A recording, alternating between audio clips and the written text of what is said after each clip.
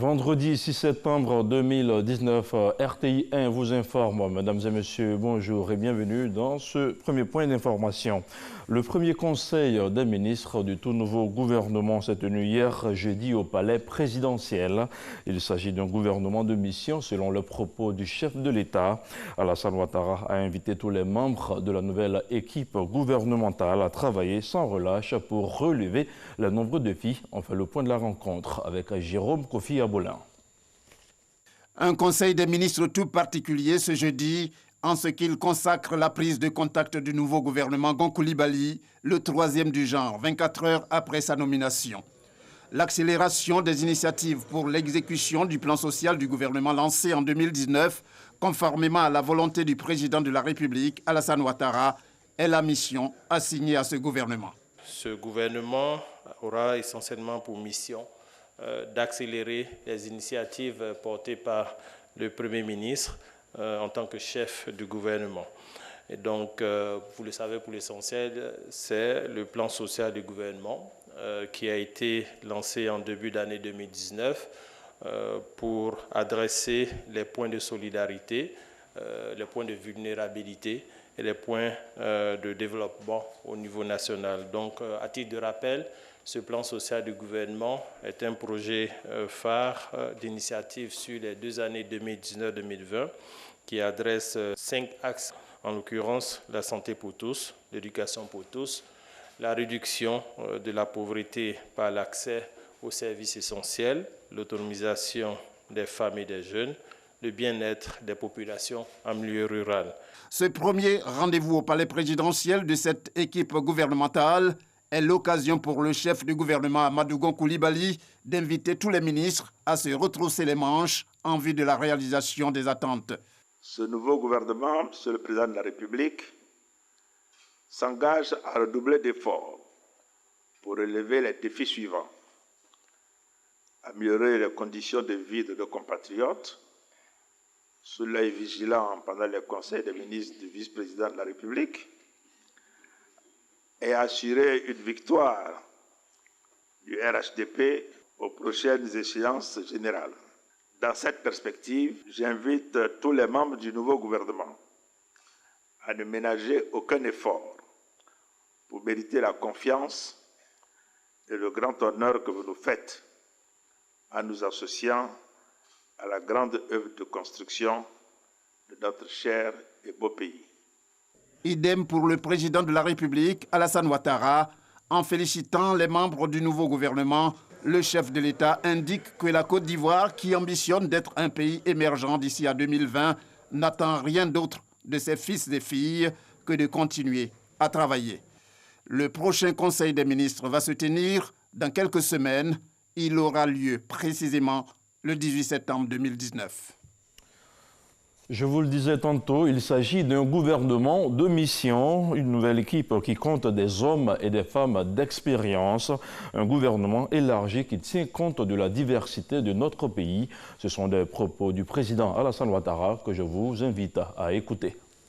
Monsieur le vice-président de la République, Monsieur le Premier ministre, chef du gouvernement, Monsieur le ministre d'État, ministre de la Défense, Monsieur le ministre secrétaire général de la Présidence, Mesdames et Messieurs les ministres, Mesdames et Messieurs les secrétaires d'État, Mesdames et Messieurs les membres du cabinet présidentiel et du cabinet de la primature, Madame la secrétaire générale du gouvernement, je voudrais tout d'abord féliciter les nouveaux ministres et les nouveaux secrétaires d'État qui viennent de rejoindre l'équipe gouvernementale.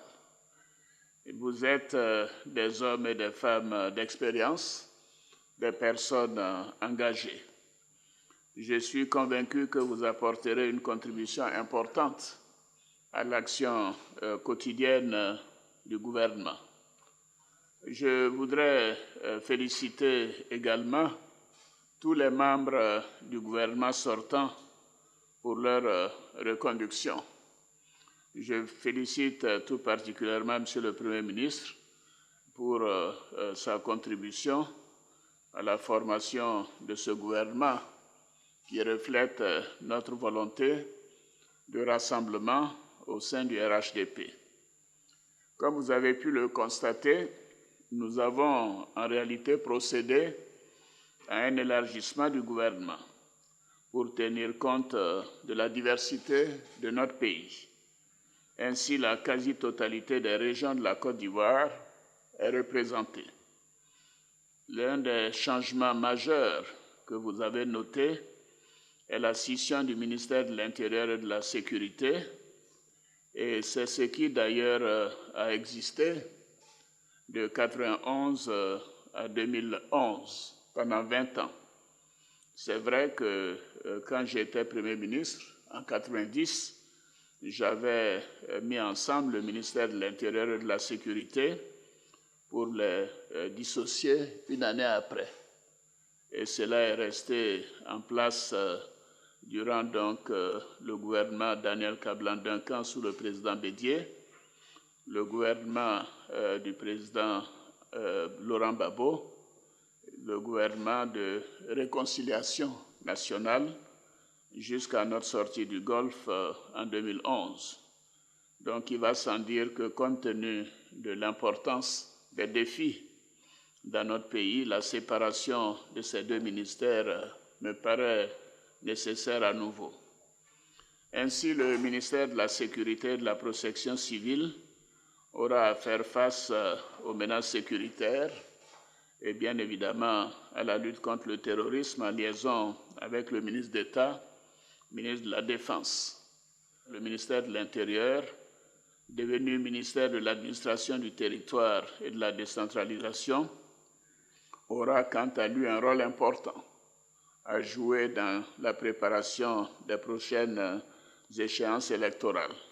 Il a déjà beaucoup contribué à la mise en place de la nouvelle commission électorale indépendante, ce dont je me félicite.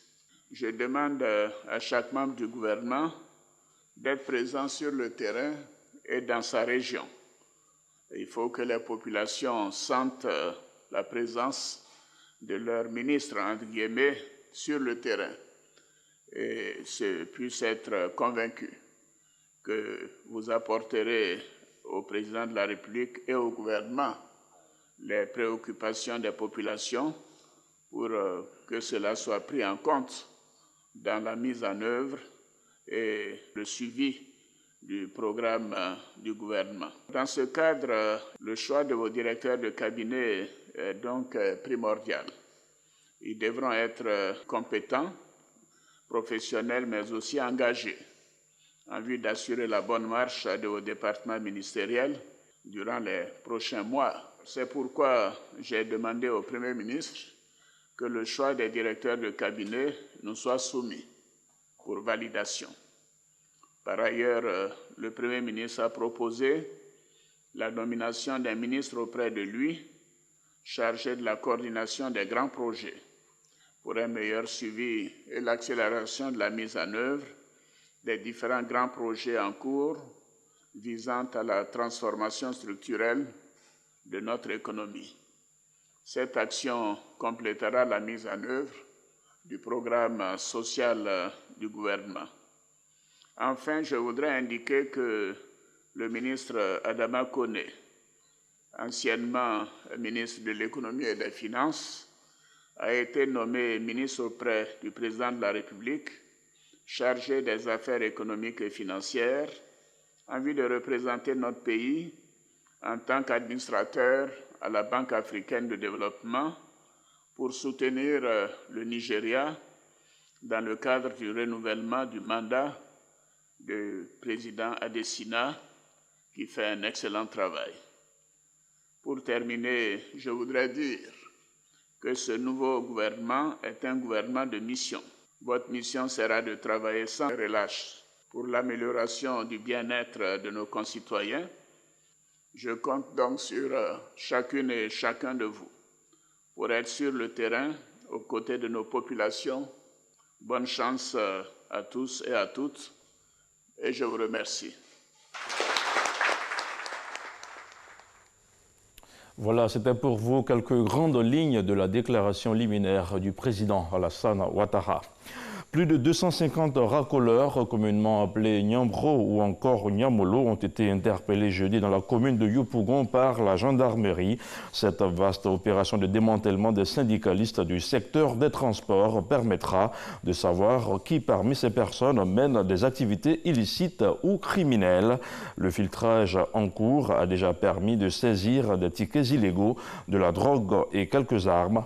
La mesure fait suite à une altercation qui a provoqué la mort d'un gendarme à Yopougon le 25 août dernier. Le ministère de l'Enseignement supérieur et de la Recherche scientifique organise depuis jeudi et ce jusqu'au 7 septembre à l'Université Félix Houphouët-Boigny de Cocody la 4e édition des Journées de l'orientation du bachelier, des journées qui devraient permettre aux futurs étudiants de s'informer sur les meilleures offres de formation. Visite de stand, concours du meilleur projet et dépistage du VIH-Sida sont les activités qui meubleront cette 4e édition du job, entendez par là les journées de l'orientation du bachelier. Venons-en à présent à cette cérémonie de distinction des meilleurs élèves de la commune de Bingerville. Au total, 50 élèves ont été récompensés, 50 majors à l'entrée en 6e. Les nouveaux collégiens ont reçu le kit scolaire et des biens en espèces pour les encourager à travailler. Le compte-rendu de Walter Amadou Ouattara. Ces 50 élèves sont issus des écoles primaires publiques et privées de la commune de Bingerville. Ils sont les meilleurs de leur école à l'issue de l'examen du certificat d'études primaires et élémentaires CPE du concours d'entrée en 6e session 2019. Futurs collégiens ou lycéens, ces premiers ont obtenu 118 à 165 sur 170 points. Des résultats scolaires qui les mettent à l'honneur à cette 5e édition de la célébration des majors. J'ai eu des cahiers, des bics qui vont me servir pendant la classe de 6e. Je suis très heureuse. Je voudrais remercier Papa et Jean pour ce qu'il nous donne aujourd'hui. Il nous encourage à travailler encore plus dur pour réussir notre vie. À ceux qui arrivent au CM2 cette année, je leur dis de travailler dur pour qu'ils reçoivent la même chose que moi et qu'ils soient fiers comme moi. La célébration des majors à l'entrée en 6e est une initiative de Ayen Jean, cadre de Bingerville. Le parrain Auguste Yépier, entrepreneur des travaux publics, salue cette volonté d'inciter les élèves de Bingerville à cultiver l'excellence à l'école. Parce que je pense que l'homme ne peut se faire que quand il est bien éduqué. Je connais la place de la formation parce que nous tous nous sommes produits de l'école. Il faut des modèles comme ça. Aujourd'hui, notre pays en a besoin. Il faut qu'on revienne aux fondamentaux de ce qui forme la société. En guise d'encouragement, chaque meilleur élève a reçu en présence des parents des kits scolaires et des sommes d'argent. Nous restons à Bingerville où le premier congrès scientifique national sur la santé et l'engagement communautaire a vu l'implication des communautés villageoises. Il s'agit pour les organisateurs de permettre à ces communautés villageoises d'acquérir des connaissances en éducation sanitaire, en développement communautaire et en micro-entreprise. Les explications de Didier Nguessan. Les communautés villageoises de Kodjokro et Motobé, respectivement dans les départements d'Adiaké et Alépé, et les populations d'Anokwa 3 dans la commune d'Abobo seront bientôt engagées davantage pour leur bien-être. Un objectif pour lequel les universitaires et chercheurs des sciences pharmaceutiques et biologiques de l'université Félix Houphouët-Boigny engagent la réflexion. Une communauté, elle a ses ressources pour se soigner, par exemple la goyave. Voilà, il y a une manière de sécher la goyave, de la broyer et de faire un décocté et d'utiliser pour lutter contre les nausées et les vomissements. Mais encore faudrait-il savoir qu'il faut souvent se déparasiter et que pour lutter contre les vers intestinaux, il faut un assainissement adéquat.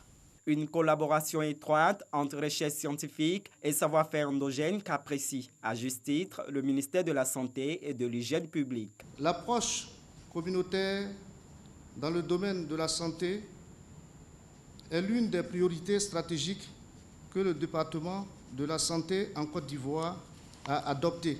S'il est vrai que beaucoup reste à faire, le premier congrès scientifique national vient à propos en montrant l'importance de l'implication des communautés à travers leur engagement.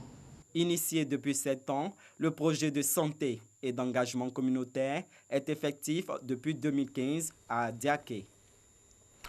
Au chapitre de l'actualité internationale, l'ancien président du Zimbabwe, Robert Mugabe, âgé de 95 ans, est décédé. Malgré l'ancien président du Zimbabwe était hospitalisé à Singapour depuis 5 mois. Au pouvoir depuis l'indépendance du Zimbabwe en 1980, Robert Mugabe avait été contraint à la démission en novembre 2017 par un coup de force de l'armée et de son parti, le ZANU-PF. Il a été remplacé par son ancien vice-président Emmerson Mnangagwa, réélu à la présidence en juillet 2018. Et puis en République de Guinée, le Front national pour la défense de la Constitution, le FNDC, une plateforme qui regroupe les acteurs politiques et la société civile, a rejeté jeudi à Conakry la consultation proposée la veille par le chef de l'État, le professeur Alpha Condé. C'est une consultation devant porter sur l'adoption d'une nouvelle constitution. Le FNDC dit être mobilisé pour empêcher toute velléité de tripatouage des élections législatives à l'effet de donner la majorité des 2/3 aux partis au pouvoir, permettant ainsi d'aboutir au projet de 3e mandat. Et voilà qui marque le point final de ce point d'information sur RTI 1. Merci à vous tous qui l'avez suivi. Je vous retrouve demain samedi.